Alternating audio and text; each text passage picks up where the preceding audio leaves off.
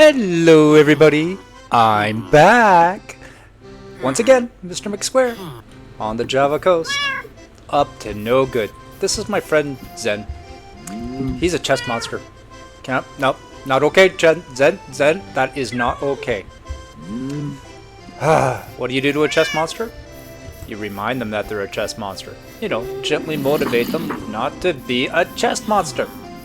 Zen, don't be a chest monster. Zen, you're better than this. I've seen your builds. You are better than this. You are not a chest monster. Anyway, shenanigans aside, let's get back to some real work. So here I am, back at my base. And you can see I'm back to no diamond armor, no iron armor, no nothing. I die a lot. Because I take a lot of chances. So I can't be dependent on my neighbors to keep helping me re-gear. So I'm going to build my own town and have my own enchanter setups and the whole thing. So I'm independent and not dependent on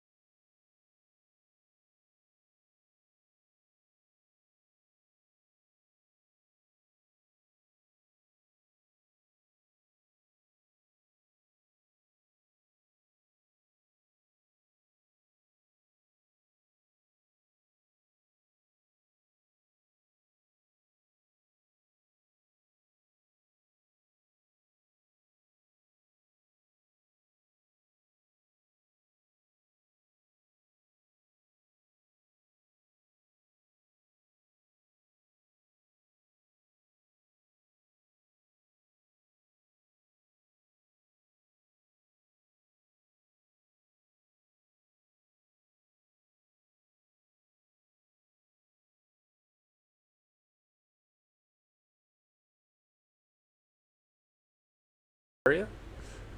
You can see I've added a bit of a glass roofing. And there's a big blank rooftop here. And if any of you out there have an idea of what I should put up there, throw me some recommendations down in the comments, because I'm kind of scratching my head on this one, and I could use some input.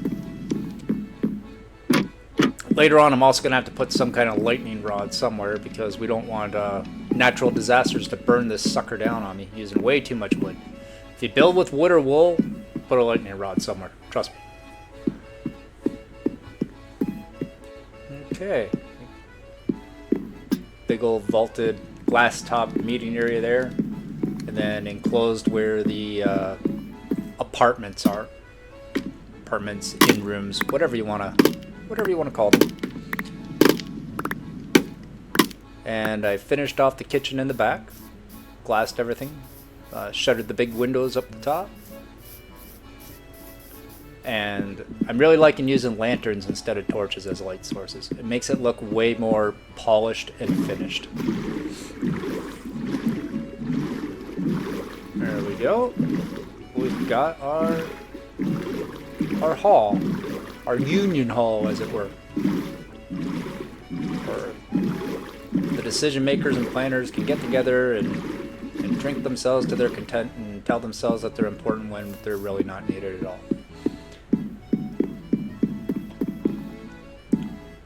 Touch it up with some decorations consistent with the rest of the base, using Swedish flags, or the closest thing I can get to it in Minecraft. The cross should be off-center, but banner patterns. Right in the middle is where it lands. Big old open hall, safety railing.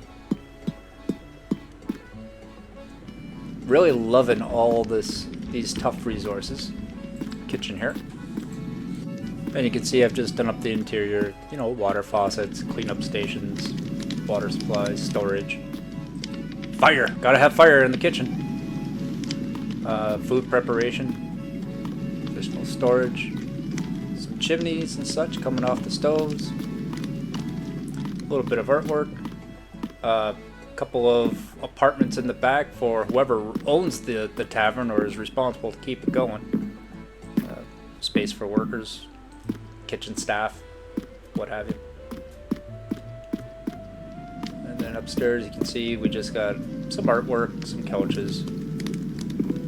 I like the exposed beams and being a different color from the pale oak walls, just that you can really see the facade of a structure being supported by solid wood and so forth.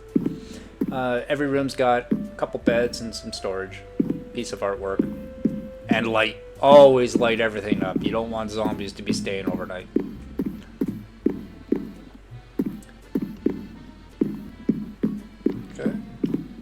Simple walkway, some safety railings, roof access, and storage. And that's all that's really required. Really, you could have stuck a ton of beds in a room, but let's dress those beds up. We'll give them their own privacy rooms, etc. And we're gonna jam this thing full of villagers later, so they'll all be walking around. And I've got little control mechanisms of trapdoors over the entrances. That way they won't wander out of the building, but they'll wander all throughout it. And I'll have to have some iron golems or something to make sure that baby zombies don't come in and wreck your whole build. Well, not the build, but the villager part of it. And that's my lodge. Yeah, lodge, that's a good name for it. Where the Iron Brotherhood hangs out. Okay, so iron is a bit of a theme here. So we're going to have to build a structure to store all that iron that's produced at the iron farms. And that's what this is. So you can see I'm just framing up a giant square. And not sure at what point I'm going to transition to other pieces. So I'm going to take this down just a little as my brain works out the different pieces. And again, you see that I'm using all kinds of trial chamber resources, like I love the tough, and the tough varieties, so good. And we've all seen the tough in the trial chambers, so we're all familiar with it.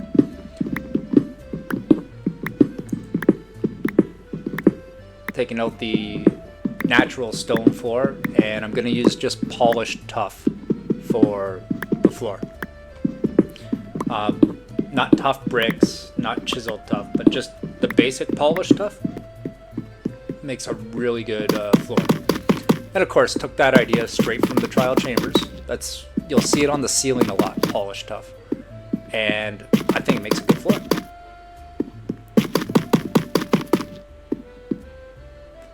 And of course, all the tough is the same color, so it all tough matches tough. And it's just the different design on it, whether it's chiseled or bricked or polished or what have you. But it all blends so nicely and really helps bring the build together. So if this is iron storage, we're going to go ahead and slap iron doors on it. And the thing about iron doors is you can't open them normally. So you either have to have a lever or a button or a pressure plate. We're going to use pressure plates to open and close them, which is totally fine. It's just, remember, you got to have a place for them. And you'll see in a minute, I don't exactly like this placing. Like, you need pressure plates on both sides, but I want them to hide within the structure and not be so far different. So we're just gonna change the position of the doors a little and the pressure plates just to blend it. But you can see you got plates on both sides to come in and out. And here's the structure complete. So we added the flags, big old marker that, yeah, it's part of the town. This first floor will be iron storage. Second floor might be a bed or two for, not like a lighthouse keeper, but like, you know, the maintenance guy, storage keeper, maybe your Quasimodo bell teller guy. And it's got a pretty good view of the surrounding area. And I'll put a link in the description for building this bell if anyone's interested. It's got a daylight sensor, an observer, and a village bell in the center. So not during the rain here, but during the daytime, with a clear sky, this bell will go off every in-game hour. Link in the description for the details on it. Okay, give you a bit of a sail by, because it's almost time to get to our monkey business. There's the bell tower, which will be iron storage, and I'll just let the other players know that if they want iron, just come to the bell tower, it'll be at the bottom.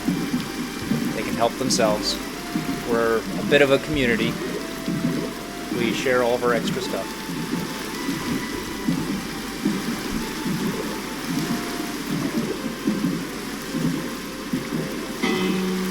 Oh, there goes the bell.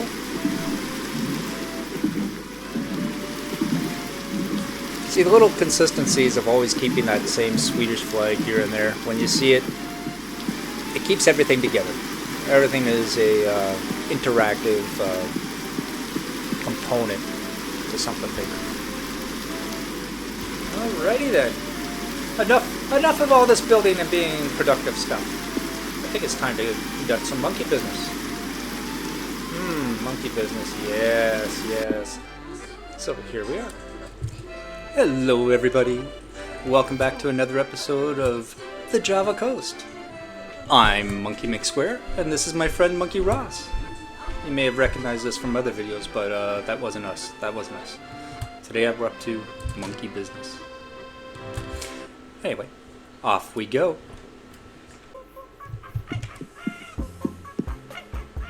So, we're back at Zen's base again. Sorry, Zen. Zen, sorry, but you're beautiful. We love you. And that building behind us there, your creeper farm, it's gorgeous. I love it. And that creeper face, it's great.